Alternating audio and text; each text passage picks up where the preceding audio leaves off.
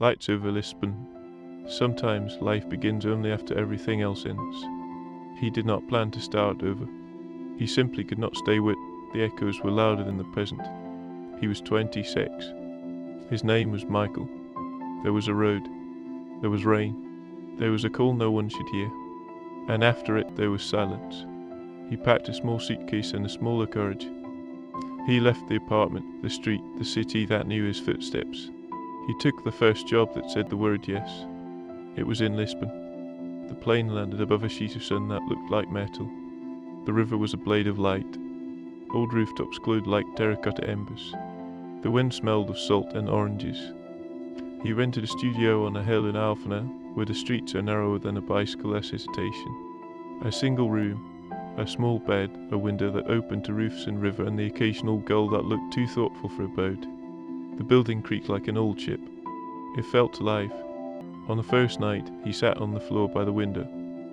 He listened to the city, to the tram bells, to laughter that rose and fell like tides.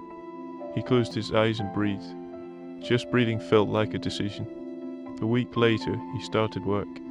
The company was bright and modern, a glass box near the water in Park das Naus. Secure Mine, the European cybersecurity firm. He was a junior. The title sounded larger than his days. He did not mind. He liked learning. He liked the math of it, the strict grammar of logic, the way a system either broke or held.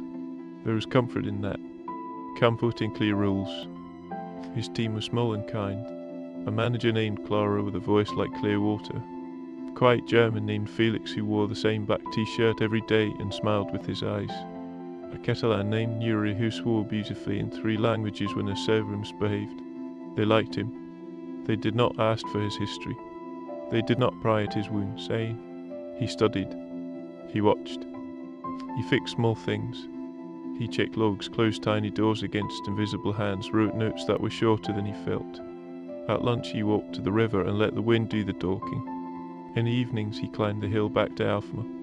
He bought bread while it was still warm and olives that tasted like the sea. He ate on the windowsill, with his knees bent, watching the roofs change colour as the sun softened its anger. He began to write again. Not code, not emails. Sentences. Nothing impressive. Just a few honest lines after midnight. I made it through today. I drank water. It's kind of like tin and then like silk. It hurts, but there is space around the hurt. On Sundays he rode tram 28 because it sounded like a lullaby made of metal. He would stand near the back, hold the one pole, and let the old carriage carry him through postcards, S Cathedral, Bakes, the shadows of Poms and Laundry. No one knew him. No one needed to. That was a gift. It was on a Sunday that he met her. He found the cafe by accident, which is how most good things appear. It was a small place beneath a flaking blue azulejos wall, with 2 potted lemon trees pretending to be patient. Inside, there were 4 tables and a piano that had more history than keys. Behind the counter stood a woman with dark hair gathered in a ribbon and eyes that warmed everything they faced. Bom dia, she said. Then, in English, good morning, what would you like? He answered, whatever you love to make. She laughed softly as if the day had just begun for real. Then you will have a maid late and the pastel de nata, still warm. He sat at the table nearest the piano. The coffee arrived. The pastry had a golden skin that cracked like glass. He tasted it and closed his eyes. The custard was a small sunrise. She noticed and smiled without words. He did not know why, but he wanted to make her smile again. He came back a week later, and then again. The cafe became a soft corner in his days. Her name was Inez. She played the piano after closing, not because she was good, but because she needed to hear something that wasn't either world.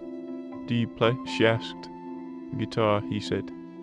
A little, I used to. Then you still do, she said. That is how instruments are. They began to talk in the easy way that strangers sometimes do when the present is kinder than the past.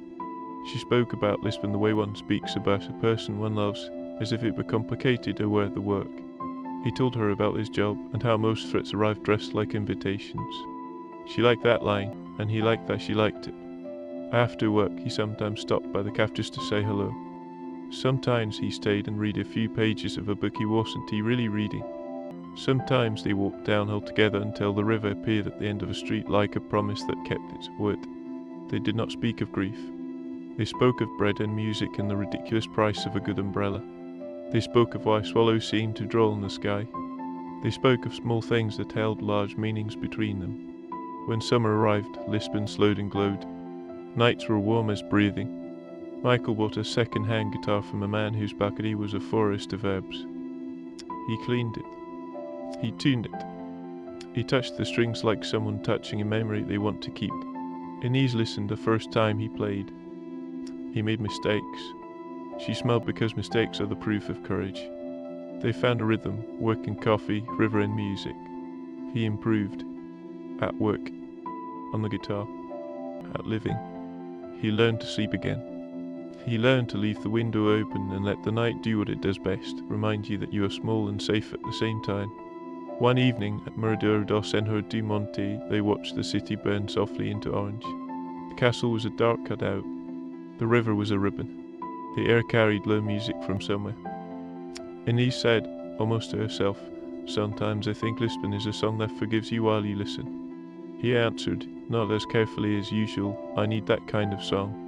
She looked at him then, not with pity, not with curiosity, with a kind of quiet that can hold another person without breaking. "Me too," she said. He did not tell her everything that night. He told her just enough. "My family is gone. It was a car, a road, a call. I survived because I stayed late at work." He watched her face with the change that people make when the story becomes too heavy. But nothing changed. She simply breathed with him, and the city breathed with him, and that was all. Autumn brushed the roofs with softer light. Work grew busy. He began handling larger incidents. Actual attacks. Real stakes. Farah said, "You see patterns before they form. I don't know how. Keep doing it." He did not tell her that when you have seen what breaks a life, you learn to recognize the tremor before the crack. He just nodded, and then he worked. Some nights he came home late.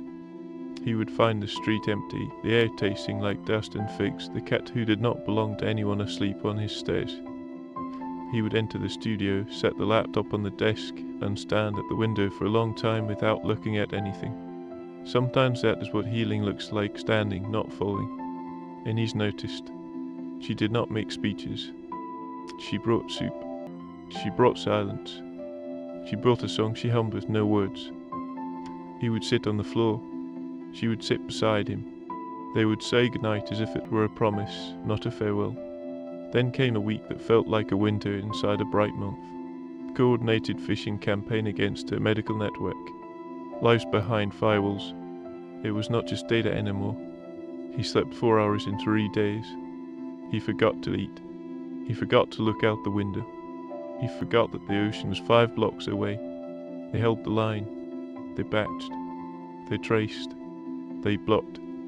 They taught users how not to be bait. On the last night, near dawn, he closed the final case and let his hands fall from the keyboard as if they weighed more than hands. He walked home as the light changed from steel to pearl. He reached Alfama. He reached his door. He did not go inside. He walked past his building and kept climbing until he reached a terrace where the city was a bowl of roofs. He stood there and realized he was shaking. He realized he had been holding himself like a shield. He did not hear Inez arrive. He only felt her stand beside him. She had a cardigan over her shoulders and a question that did not need words. He said quietly, "I think I am tired of being the one who survived." The sentence surprised him. It sounded like someone else had carried it up the hill and put it into his mouth. Inez took his hand. "Then be the one who lives," she said. They did not kiss then. The air was not asking for a kiss. They stood, and the sun lifted itself over the river, and the day began without their permission. Sometimes love is not a moment, but a sequence of true things. Winter in Lisbon is gentle, which is to say it lets you keep walking. The rain arrived more often. The gulls were louder. Tiles on the sidewalk shone like small mirrors that did not judge you. Michael bought a coat he did not hate. Inez bought a book of poems and underlined sentences that did not need underlining. At work, they called him reliable. At the cafe, they called him Michael. With Inez, he had no name at all, he had a presence. He cooked for her on Thursdays. He burned something every time and called it rustic. She laughed in a way that made the room wider. One night power went out on the hill. The whole neighborhood exhaled at once. No refrigerators, no televisions, no neon signs. Candles appeared in windows like soft dancers. They sat on the floor and ate bread with olive oil and salt. He played the guitar. She sang, not a song he knew, not a language he knew. He did not need to know. The melody was a hand on his back guiding him toward the door he had thought was a wall. When lights returned, they did not turn them on. They went to the window and watched the city glitter below the clouds. The rain had stopped. The cobblestones remembered every step anyone had ever taken. He said, I used to think the world moved on without me. She said, the world isn't a train. It is a tide. It comes back. He said, what if I miss it again? She said, then we wait together. There was a night when he dreamed of the road. He woke with his heart running. He sat up without seeing the room. The past had a hold of his sleeve. A knee stirred and touched his shoulder. He did not speak. He did not need to. She did not say it is over or you re safe. She said, I am here. Sometimes it is the only sentence that changes anything. The promotion arrived without fanfare. Clara sent an email with a sentence that felt like winter sun, we trust you with more. He read it twice. He did not forward it to anyone. There was no one to forward it to except the person already sitting across from him in the cafe that evening. Inez lifted her cup. To the one who lives, she said. He lifted his glass. The clink was the size of a promise. They began to talk about moving. Her lease was short. His studio was a poem but not a life. They found a small apartment in Gras with a balcony that insisted on plants and a kitchen where two people could make mistakes side by side. They painted a wall the color of early lemons. They argued about nothing and stopped mid-argument because the other person was more important than the victory.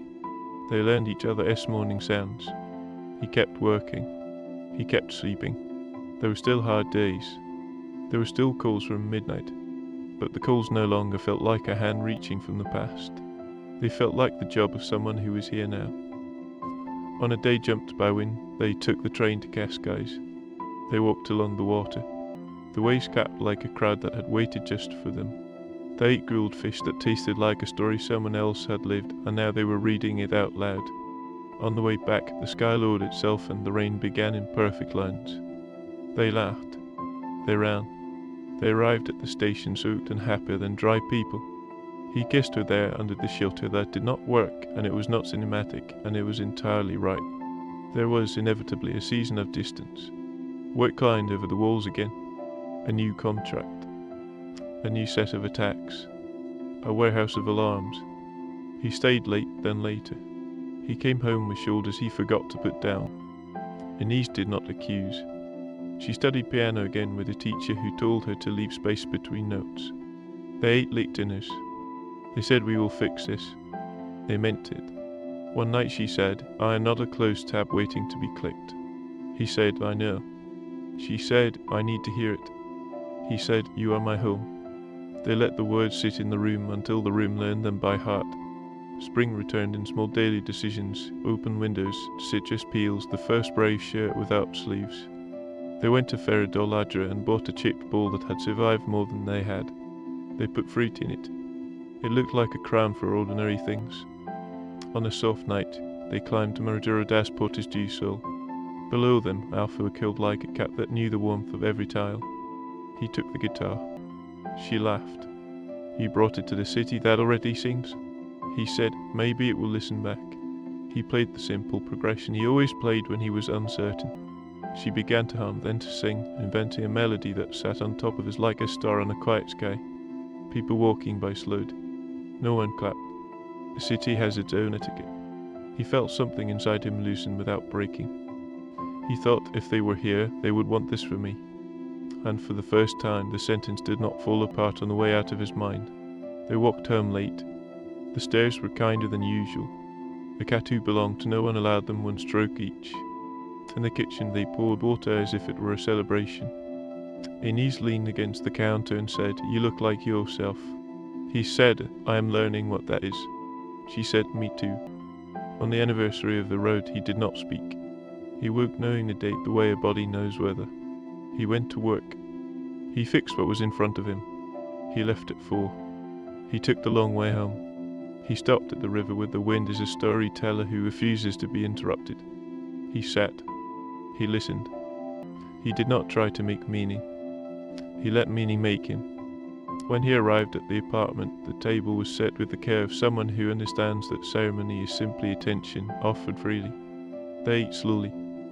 They talked about nothing rare. After, he opened the window and stood there. Anise put her head on his shoulder. He said finally, "They are still with me." She answered, "Then I am with them too." Summer again. Lisbon was a lantern swaying on its own chain. He had time off. They did not leave. People travel to arrive at what they already have. They rose early and walked the empty streets until the city remembered its name. They sat in churches that smelled like stone and wax and tried silence on like a garment. They ate peaches over the sink. They took naps on different sides of the same afternoon. At work, Michael mentored a new analyst. A nervous man named Arthur who measured things twice and still did not trust the number.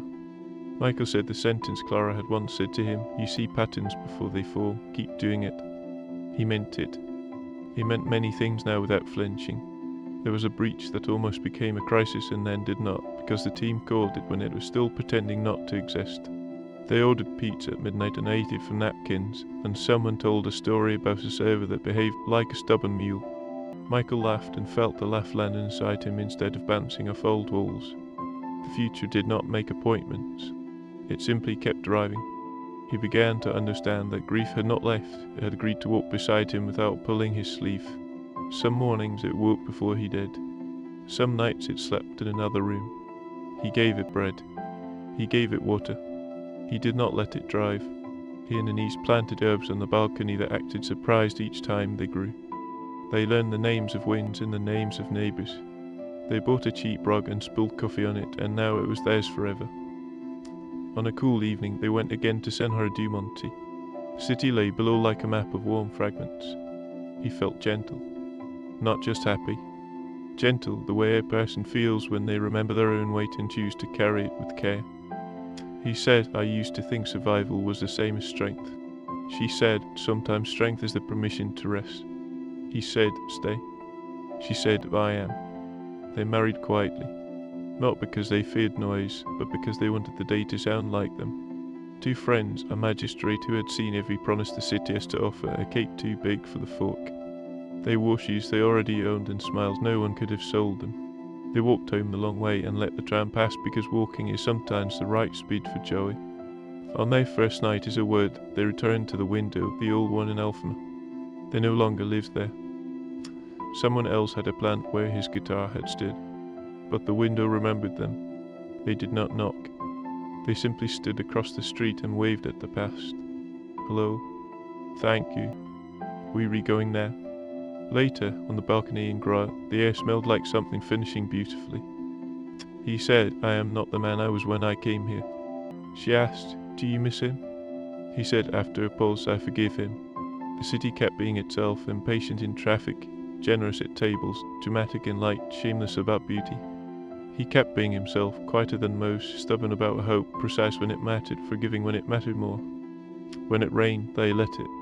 Stones gleamed like polished memories. When the sun was cruel, they found shade. When the wind was kind, they opened every door. Sometimes late, he still woke and felt the road. He would breathe and count the breaths. He would listen for the first bird. He would turn and see Anise, and the quiet that lived between them would say what words could not do better. He kept writing the small sentences at the end of days. I drank water. I told the truth when it was difficult. I stood by a window and remembered to be grateful. I am the one who lives. On a night mild enough to be a blessing, they walked to the river. The bridge was a line of light. The water shrugged and sparkled in its language. People passed slowly, not to get somewhere, but to be somewhere. He took her hand. He said, "Thank you for waiting with me for the tide." She said, "Thank you for coming back." They stood there until the city dimmed its brightness, and the sky dimmed its blue, and the water learned the shape of their silence. They went home. The door made its small sound that meant welcome. He set the guitar on the stand because endings need gestures too. They turned off the lights and left one lamp on the way you leave a lighthouse lit even when the night is polite. They lay down. They listened to the city completing its nightly sentence, and as sleep rearranged the world into something lighter, he understood again the simple thing that keeps saving us. You cannot unknow the dark, but you can light a window. You cannot bring back what left, but you can love what stays. You cannot unbreak the road, but you can choose where you walk. He closed his eyes. He breathed. He let Lisbon sing him into the softer part of the night. Good night, he thought. Good night, roofs and river. Good night, tram bell and gull and rain that does not apologize. Good night, Inez. Good night, Michael. Good night.